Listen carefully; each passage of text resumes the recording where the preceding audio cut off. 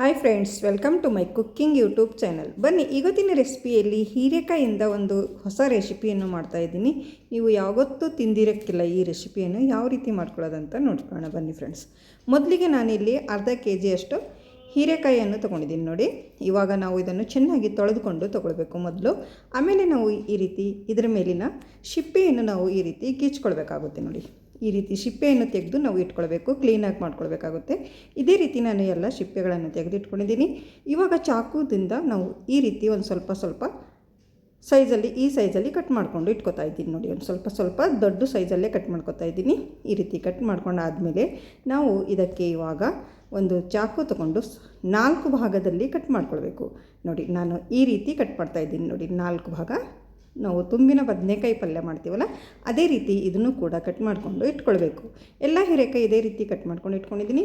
ಅದಕ್ಕೆ ಒಂದು ಸ್ವಲ್ಪ ಮಸಾಲ ರೆಡಿ ಮಾಡ್ಕೊಳ್ಳೋಣ. ಒಂದು ಸ್ವಲ್ಪ ಒಣ ಕೊಬ್ಬರಿ, ಒಂದು ಸ್ವಲ್ಪ ಜೀರಿಗೆ, ಒಂದು ಸ್ವಲ್ಪ ಬೆಳ್ಳುಳ್ಳಿ ಮತ್ತು ಒಂದು ಸ್ವಲ್ಪ ಹಸಿ ಕೊತ್ತಂಬರಿ ಸೊಪ್ಪನ್ನು ಹಾಕ್ಕೊಂಡು ನಾವು ಇದನ್ನು ನೀರು ಹಾಕದೇನೆ ಅದೇ ರೀತಿ ಪೇಸ್ಟ್ ಮಾಡ್ಕೊಂಡು ಬರಬೇಕು ನೋಡಿ. ನಾನು ಈ ರೀತಿ ಮಿಕ್ಸಿ ಮಾಡ್ಕೊಂಡು ಬಂದಿದ್ದೀನಿ. ಇದು ಒಂದು ಸೈಡಲ್ಲಿ ಇಟ್ಕೊಳ್ಳೋಣ. ಇವಾಗ ಇಲ್ಲಿ ಒಂದು ಪ್ಲೇಟನ್ನು ತೊಗೊಂಡು ಅದಕ್ಕೆ ನಾನು ಇಲ್ಲಿ ಶೇಂಗಾ ಹಿಂಡಿಯನ್ನು ಹಾಕೋತಾ ಇದ್ದೀನಿ.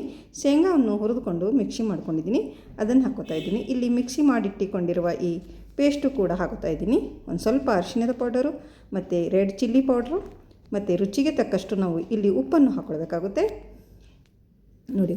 ಒಂದು ಸ್ವಲ್ಪ ನಾನು ಶುಂಠಿ ಬೆಳ್ಳುಳ್ಳಿ ಪೇಸ್ಟು ಮತ್ತು ಒಂದು ಸ್ವಲ್ಪ ಜೀರಾ ಪೌಡರು ಮತ್ತು ಧನಿಯಾ ಪೌಡರು ಮತ್ತು ಒಂದು ಸ್ವಲ್ಪ ಗರಂ ಮಸಾಲ ನೋಡಿ. ಇಷ್ಟೆಲ್ಲ ಹಾಕಿದ ಮೇಲೆ 1 ಸ್ಪೂನ್ ಅಥವಾ 2 ಸ್ಪೂನಷ್ಟು ನಾವು ಇಲ್ಲಿ ಎಣ್ಣೆಯನ್ನು ಹಾಕ್ಕೊಂಡು ಚೆನ್ನಾಗಿ ಕೈಯಿಂದ ಈ ರೀತಿ ಮಿಕ್ಸ್ ಮಾಡ್ಕೊಳ್ಬೇಕು.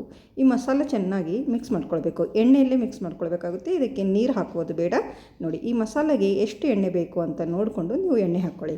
1-2 ಸ್ಪೂನಷ್ಟು ಎಣ್ಣೆ ಸಾಕಾಗುತ್ತೆ. ಈ ರೀತಿ ಮಿಕ್ಸ್ ಮಾಡ್ಕೊಂಡು ಮಸಾಲ ರೆಡಿ ಮಾಡ್ಕೊಂಡಿದ್ದೀನಿ. ಆಮೇಲೆ ಇಲ್ಲಿ ಕಟ್ ಮಾಡಿ ಇಟ್ಟಿಕೊಂಡಿರುವ ಹೀರೆಕಾಯಿ ಏನಿದೆಯಲ್ಲ, ಅದರಲ್ಲಿ ಈ ರೀತಿ ನಾವು ಮಸಾಲೆಗಳನ್ನು ತುಂಬಿಕೊಳ್ಬೇಕಾಗುತ್ತೆ ನೋಡಿ. 4 ಸೈಡಲ್ಲಿ ಎಲ್ಲ ಸೈಡಲ್ಲಿ ಇದೇ ರೀತಿ ಮಸಾಲ ತುಂಬಿ ಎಲ್ಲದಕ್ಕೂ ಇದೇ ರೀತಿ ತುಂಬಿಕೊಂಡು ನಾವು ಈ ಹೀರೆಕಾಯಿಯನ್ನು ರೆಡಿ ಮಾಡಿಕೊಂಡು ಇಟ್ಕೊಳ್ಬೇಕು. ನೋಡಿದ್ರೆ ಫ್ರೆಂಡ್ಸ್, ಯಾವ ರೀತಿ ತುಂಬಿದ್ದೀನಿ ಅಂತ. ಇದೇ ರೀತಿ ನಾನು ಇನ್ನು ಉಳಿದ ಹೀರೆಕಾಯೆಲ್ಲ ಇದೇ ರೀತಿ ಮಸಾಲಗಳನ್ನು ತುಂಬಿಕೊಂಡು ಇಟ್ಕೊತಾ ಇದ್ದೀನಿ ನೋಡಿ ಫ್ರೆಂಡ್ಸ್. ತುಂಬಾ ರುಚಿಯಾಗಿರುವ ಇದೊಂದು ಹೀರೆಕಾಯಿ ಪಲ್ಯ ಅಂತಲೇ ಹೇಳ್ಬೋದು. ನೀವು ಒಂದು ಸರಿನೂ ಮಾಡಿಲ್ಲ ಅಂದರೆ ಈ ರೀತಿ ಒಂದು ಸರಿ ಮಾಡಿ ನೋಡಿ. ಬೆರಳು ಚೀಪುವಷ್ಟು ರುಚಿಯಾಗಿರುವ ಇದೊಂದು ಹೀರೆಕಾಯಿ ಪಲ್ಯ ಅಂತಲೇ ಹೇಳ್ಬೋದು. ಇವಾಗ ರೆಡಿ ಮಾಡಿ ಇಟ್ಕೊಂಡು ಇಲ್ಲಿ ಇಷ್ಟೋ ಮೇಲೆ ಒಂದು ಬಾಳಿಗೆ ಕೂಡ ಇಟ್ಕೊಂಡಿದ್ದೀನಿ. ಅದಕ್ಕೆ ಒಂದು ಸ್ವಲ್ಪ ನಾವು ಇಲ್ಲಿ ಎಣ್ಣೆಯನ್ನು ಹಾಕ್ಕೊಳ್ಬೇಕಾಗುತ್ತೆ. ಒಂದು ಸ್ವಲ್ಪ ಜಾಸ್ತಿನೇ ಎಣ್ಣೆ ಹಾಕ್ಕೊಳ್ಳಿ.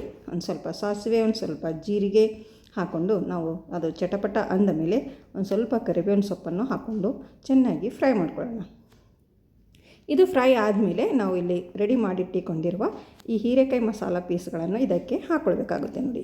ನೋಡಿದ್ರೆ ಈ ರೀತಿ ಎಲ್ಲ ಹೀರೆಕಾಯಿ ಪೀಸ್ಗಳನ್ನು ಹಾಕ್ಕೊಂಡು ನಾವು ಇವಾಗ ಒಂದು ಸ್ವಲ್ಪ ಇದು ಎಣ್ಣೆಯಲ್ಲಿ ಚೆನ್ನಾಗಿ ಫ್ರೈ ಮಾಡ್ಕೊಳ್ಬೇಕು. ಲೋ ಫ್ಲೇಮಲ್ಲಿ ಇಟ್ಕೊಂಡು ನಾವು ಇದು ಫ್ರೈ ಮಾಡ್ಕೊಳ್ಬೇಕಾಗುತ್ತೆ, ಇಲ್ಲಾಂದರೆ ಇದು ಸೀದೋಗಿಬಿಡುತ್ತೆ. ಲೋ ಫ್ಲೇಮಲ್ಲಿ ಇಟ್ಕೊಂಡು ನಾವು ಒಂದು ಸ್ವಲ್ಪ ಮಿಕ್ಸ್ ಮಾಡಿ ಅದು ಫ್ರೈ ಆಗೋದಕ್ಕೆ ಬಿಟ್ಬಿಡಬೇಕು. 1-2 ನಿಮಿಷ ಡಕ್ಕನವನ್ನು ಮುಚ್ಚಿಬಿಟ್ಟು ಮತ್ತೆ ತೆಗೆದು ನೋಡಿ ಯಾವ ರೀತಿಯಾಗಿದೆ ಅಂತ ನೋಡ್ಕೊಳ್ಳಿ. ಇನ್ನೊಂದು ಸ್ವಲ್ಪ ಫ್ರೈ ಆಗಿಲ್ಲ ಅಂದರೆ ಇನ್ನೊಂದು ಸ್ವಲ್ಪ ಫ್ರೈ ಮಾಡ್ಕೊಳ್ಳಿ. ಚೆನ್ನಾಗಿ ಎಲ್ಲ ಸೈಡಲ್ಲೂ ಹೀರೆಕಾಯಿ ಫ್ರೈ ಆಗಬೇಕು ನೋಡಿ. ಅಲ್ಲಿವರೆಗೂ ನಾವು ಫ್ರೈ ಮಾಡ್ಕೊಳ್ಬೇಕು. ನೋಡಿದ್ರೆ ಯಾವ ರೀತಿ ಫ್ರೈ ಆಗಿದೆ ಅಂತ ನೋಡ್ಕೊಳ್ಳಿ. ಈ ರೀತಿ ಫ್ರೈ ಆಗುವವರೆಗೂ ನಾವು ಚೆನ್ನಾಗಿ ಮಿಕ್ಸ್ ಮಾಡ್ತಾ ಹೋಗಬೇಕು ನೋಡಿ. ಇಲ್ಲಿ ನಾನು ಇನ್ನು ಉಳಿಸಿ ಇಟ್ಟಿಕೊಂಡಿರುವ ಈ ಮಸಾಲೆಯನ್ನು ಇದಕ್ಕೆ ಹಾಕ್ಕೊಳ್ತಾ ಇದ್ದೀನಿ. ಹಾಕ್ಕೊಂಡು ಚೆನ್ನಾಗಿ ಮಿಕ್ಸ್ ಮಾಡಿಕೊಂಡು ನಾವು ಇಲ್ಲಿ ಒಂದು ಅರ್ಧ ಗ್ಲಾಸಷ್ಟು ನಾವು ಇದಕ್ಕೆ ನೀರನ್ನು ಹಾಕ್ಕೊಳ್ಬೇಕಾಗುತ್ತೆ ನೋಡಿ.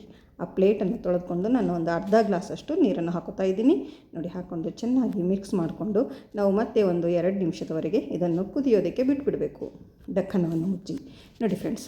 ಒಂದು 2-3 ನಿಮಿಷ ಆದಮೇಲೆ ನಾನು ತೆಗಿತಾ ಇದ್ದೀನಿ. ನೋಡಿದ್ರೆ ನಮ್ಮ ಹೀರೆಕಾಯಿ ಸಬ್ಜಿ ಎಷ್ಟು ಚೆನ್ನಾಗಾಗಿದೆ ಅಂತ ಸೂಪರಾಗಿದೆ ನೋಡಿ. ಇವಾಗಲೇ ನೋಡಿದ್ರೆ ತಿನ್ನಬೇಕು ಅಂತ ಅನ್ನಿಸ್ತಾ ಇದೆ.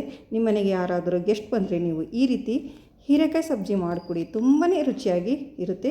ನಿಮ್ಮನ್ನು ತುಂಬಾ ಹೊಗಳ್ತಾರೆ ಈ ರೀತಿ ಮಾಡಿಕೊಟ್ರೆ. ಮೇಲಿಂದ ಒಂದು ಸ್ವಲ್ಪ ಕೊತ್ತಂಬರಿ ಸೊಪ್ಪನ್ನು ಹಾಕ್ಕೊಂಡು ಮತ್ತೆ ನಾವು ಚೆನ್ನಾಗಿ ಒಂದು ಸರಿ ಮಿಕ್ಸ್ ಮಾಡ್ಕೊಳ್ಬೇಕಾಗುತ್ತೆ ನೋಡಿ. ನೋಡಿದ್ರೆ ಗೊತ್ತಾಗ್ತಾ ಇರಬಹುದು ನಿಮಗೆ ಎಷ್ಟು ರುಚಿಯಾಗಿ ಬಂದಿದೆ ಅಂತ. ಸೂಪರಾಗಿರುವ ನಮ್ಮ ಹೀರೆಕಾಯಿ ಸಬ್ಜಿ ರೆಡಿ ಆಯಿತು ನೋಡಿ. ಇವಾಗ ನಾನು ಒಂದು ಪ್ಲೇಟಲ್ಲಿ ಸರ್ವ್ ಮಾಡ್ತಾಯಿದ್ದೀನಿ. ಇದನ್ನು ನೀವು ಚಪಾತಿ ಜೊತೆ, ರೊಟ್ಟಿ ಜೊತೆ, ಅನ್ನದ ಜೊತೆ, ಯಾವುದ್ರ ಜೊತೆ ಕೂಡ ನೀವು ಈ ಸಬ್ಜಿ ನೀವು ಸರ್ವ್ ಮಾಡ್ಕೊಳ್ಬೋದು ನೋಡಿ. ಎಷ್ಟು ಚೆನ್ನಾಗಿ ಬಂದಿದೆ ಅಂತ ನೋಡ್ಕೊಳ್ಬೋದು. ನೀವು ಒಂದು ಸರ್ತಿ ಮಾಡಿಲ್ಲ ಅಂದರೆ ಈ ರೀತಿ ಮಾಡಿ ನೋಡಿ, ಹೇಗೆ ಬಂತು ಅಂತ ಕಮೆಂಟಲ್ಲಿ ತಿಳಿಸಿ ಫ್ರೆಂಡ್ಸ್. ಇದ್ರ ಜೊತೆ ನಾನು ಚಪಾತಿ ಮಾಡ್ಕೊಂಡಿದ್ದೀನಿ. ಇದೇ ರೀತಿ ನಾನು ಹಿಂದೆ ನನ್ನ ಚಾನಲಲ್ಲಿ ಕ್ಯಾಪ್ಸಿಕಮ್ ಪಲ್ಯ ಕೂಡ ಅಪ್ಲೋಡ್ ಮಾಡಿದ್ದೀನಿ. ಇಷ್ಟ ಇದ್ದರೆ ನೀವು ಒಂದ್ಸರಿ ಚಾನಲನ್ನು ಚೆಕ್ ಮಾಡ್ಕೊಳ್ಬೋದು.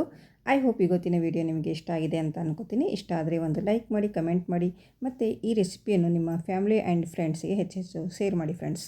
ನೋಡಿದ್ರೆ ಎಷ್ಟೊಂದು ರುಚಿಯಾಗಿ ಬಂದಿದೆ ಅಂತ ನೋಡಿದ್ರೆ ಗೊತ್ತಾಗ್ತಾ ಇರ್ಬೋದು. ಮತ್ತು ನನ್ನ ಚಾನಲನ್ನು ಯಾರು ಸಬ್ಸ್ಕ್ರೈಬ್ ಮಾಡಿಕೊಂಡಿಲ್ಲ ಅವರು ಸಬ್ಸ್ಕ್ರೈಬ್ ಮಾಡಿಕೊಳ್ಳಿ. ಮತ್ತೆ ಸಿಗೋಣ ಮುಂದಿನ ವಿಡಿಯೋದಲ್ಲಿ ಹೊಸ ರೆಸಿಪಿಯೊಂದಿಗೆ. ಅಲ್ಲಿವರೆಗೂ ಓಕೆ.